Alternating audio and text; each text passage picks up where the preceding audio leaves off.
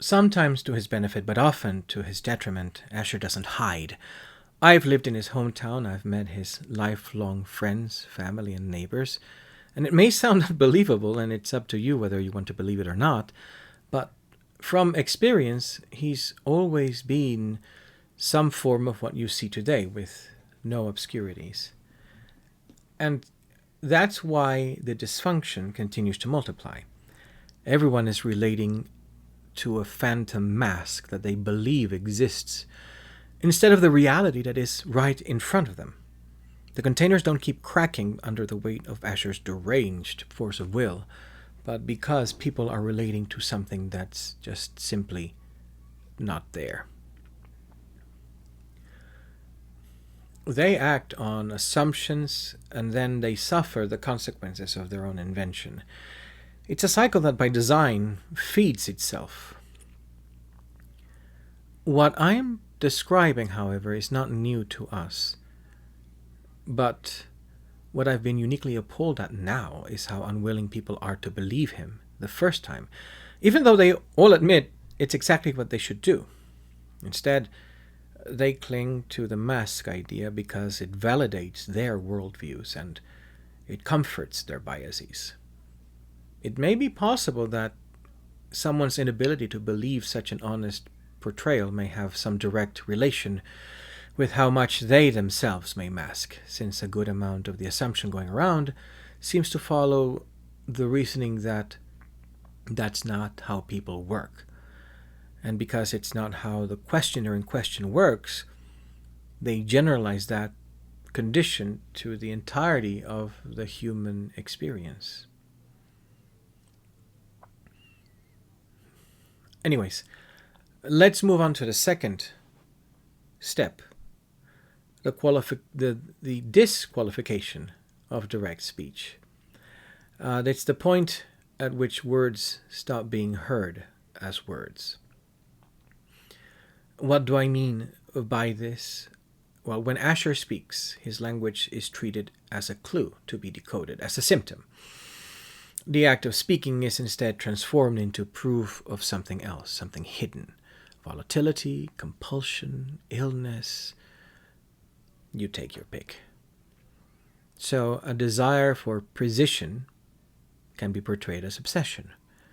Accurate recall is tinged with the suspicion of pathology and tainted as holding on to things.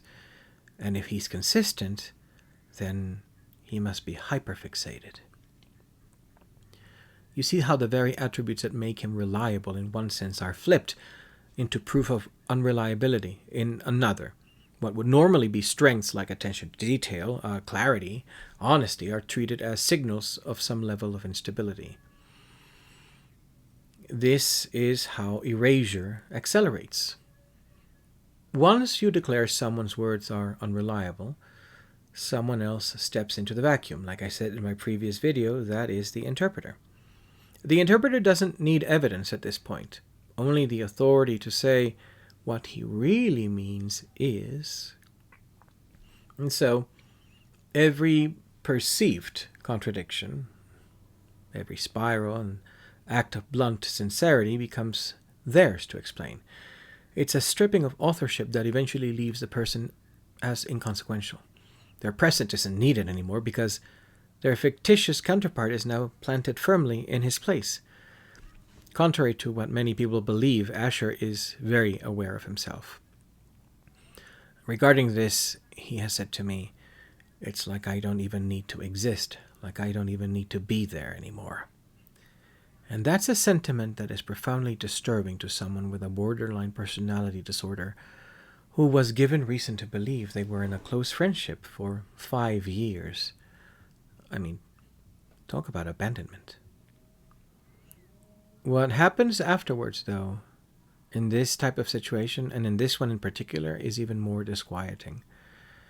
Because the narrator now controls this fictitious version of the person, like a marionette. The narrator doesn't only have the power to explain the present, they also have the power to rewrite the past. Since no one is actually listening to the individual, but instead paying attention to the image the narrator is painting, the narrator can recast past relationships with the person in vastly different lights. Actions that the narrator may have cause to regret can become influenced by the erased individual in some distant past or recent. Past demands and coercion can be hinted at, alluded to, while withholding proof that they ever happened for the sake of privacy. The erased individual now and for the foreseeable future can be a fountain of new revelations that can be created whole cloth for many different purposes, exculpating the past, explaining the present, or justifying the future. People often quote Maya Angelou that you should believe people when they tell you who they are. In practice, when it comes to people like Asher, this principle is discarded. Their statements are reclassified as camouflage. Their accounts are rejected in favor of someone else's narrative overlay. In fact, it's interesting that the same individuals who scold others online for ignoring marginalized voices will, in the next moment, argue that their target's own words cannot be trusted. The dysfunction is not born from someone hiding behind obscurity. It is born from people refusing to accept that someone could mean what they say about themselves. Let me give you an example of what the sequence looks like.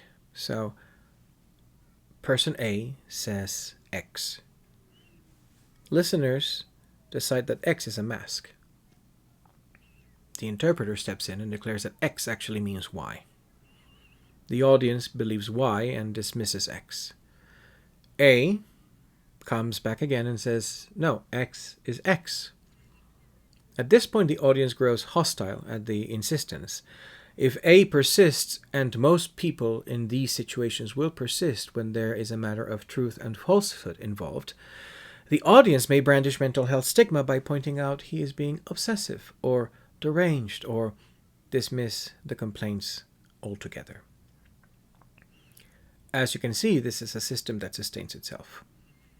The insistence on clarity is taken as proof of deception. Attempting to reclaim authorship can be rebranded as proof of unreliability, and an attempt to, ironically, stifle the narrator's freedom of speech. The only way out of this loop is for people to do the very thing they resist. Take someone's words as they are, not as someone else's performance piece. Why is this so hard? Well, the mask is comforting. The mask allows people to fit the erased individual into their worldview. It validates the belief that everyone must ultimately conform to a familiar pattern. They're either broken and in need of fixing, or wicked and in need of punishing. You can try to deny this, but that's very much the implicit framework behind terms such as good crazy and bad crazy. If the individual refuses to be categorized as either, the cognitive dissonance becomes unbearable. It is easier to insist that he must secretly be one or the other, and that his refusal is just denial. That's projection, and is a weaponized projection. Because you see, he cannot mean what he says, he must mean something else, and I, the interpreter, know what that is. The interpreter now becomes a full-time ventriloquist. The symptom of erasure is not silence, it's mistranslation. Once words are stolen, nothing else can survive intact. Actions are reinterpreted, and identity itself becomes pliable clay in someone else's hands. Erasure is not accomplished by gagging people. It's accomplished by trapping them in such a situation that no matter what they say, their words are the only ones that aren't heard. So where does that leave us?